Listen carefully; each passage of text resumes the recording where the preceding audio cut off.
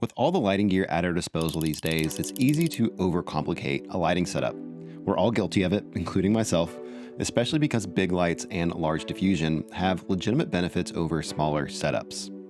However, I began to approach lighting differently after I got this. My first wireless RGB tube light. Of all the lighting gear I own, this is the one piece I wish I bought sooner, and honestly, I wish it was the first light I ever purchased. This small, simple light enhanced my lighting, and today I'll show you why it might do the same for you. Because sometimes the gear you overlook is exactly what you need to unlock your creativity. So there you are, looking at your monitor and the lighting is underexposed. No big deal. You just stand up, walk over to your light, make a little adjustment, and walk back to your camera. But turns out you didn't increase the brightness enough, so you have to once again stand up, walk over to your light, make an adjustment, and walk back over to your camera. I promise if you do this enough times, there will come a point where you say, you know what, it's good enough, and you just move on even though you're not happy with your image. This is why having a light with wireless control is extremely important. So much so that today it's basically the standard for all fixtures, big or small. It's hard to find a fixture that doesn't have wireless control built into it. And having used both of these lights with and without wireless control, I can say with confidence you should avoid lights without it at all costs. The small little extra bit that you'll pay to be able to control your lights right from your smartphone without any interruptions or wasting time will pay for itself tenfold, pretty quickly too.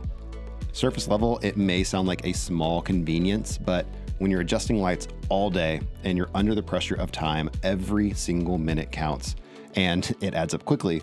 So save yourself the stress and keep your creativity and honestly, your sanity intact.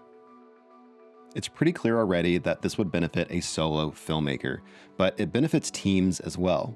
Having the ability to seamlessly integrate a light into someone else's kit is valuable. This is actually the reason I went with Aperture and Amaran lights. The same company, same but different. All the filmmakers in my area use these two brands, so sticking with the lights that everyone else was using, I became automatically more valuable to have on set when compared with someone that didn't have Aperture or Amaran lights and was using an entirely different system. Being able to collaborate effectively with others is something I talk about a lot, and this is just one more way you can do that. Your more traditional COB lights are great, and I have 3 in my personal kit. But unlike COBs, tube lights feel more like the Swiss Army knife of lighting. As long as you don't need an immense amount of output, you can use them as a key light, a fill, an edge, or even a practical within your scene. To be fair, that's not my favorite way to use them, but a lot of people do, and it's always an option. One of the reasons they're so versatile is because tube lights are an inherently soft light source. My favorite use case personally for them is as an edge light or a backlight, but recently I used my 4-foot tube as a key for a campfire scene in the woods, and the light was never brought above 40%, so I still had a lot of headroom if I needed it. Tube lights are also lightweight, which is why I primarily use them as an edge light. This makes them easy to boom over talent, and it's not as scary to do so, and you can get the light exactly where you want while still keeping it out of frame. Most tube lights, like the Amaran T4C I have in my personal kit, have an internal battery. For example, with the campfire scene, we didn't have access to house power, and the internal battery for this light was more than enough to get us through the 2-hour shoot. This also makes it very easy to Hollywood if you have an assistant and you don't have any available stands. And it can also increase your speed and efficiency on set, which everybody always loves. And because of this, if you shoot run and gun or you do a lot of traveling, you absolutely should have a tube light in your kit. Now, this isn't the case with all tube lights. However, the vast majority not only have CCT control, or your Kelvin control, but they also have RGB capability.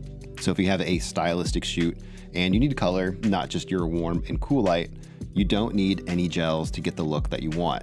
You simply open up your wireless control app and press a button. That's it. This little benefit is hard to appreciate if you've never had the luxury of using colored gels on set before, but let me tell you, this is way nicer. Especially for narrative work like short films or creative projects where you can use different light sources in your scene as motivation for colored light. When this is done right, it can really elevate your cinematography and set you apart from everybody else. Most of the RGB tube lights you can get also come with built-in lighting effects like firelight, flickering light bulb, or lightning.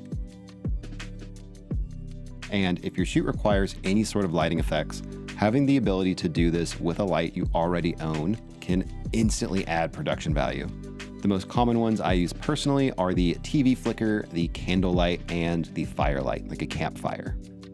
Effects like these not only save time on trying to figure out how to get a desired look or an effect on set, but they also help sell your audience on the story you're trying to tell.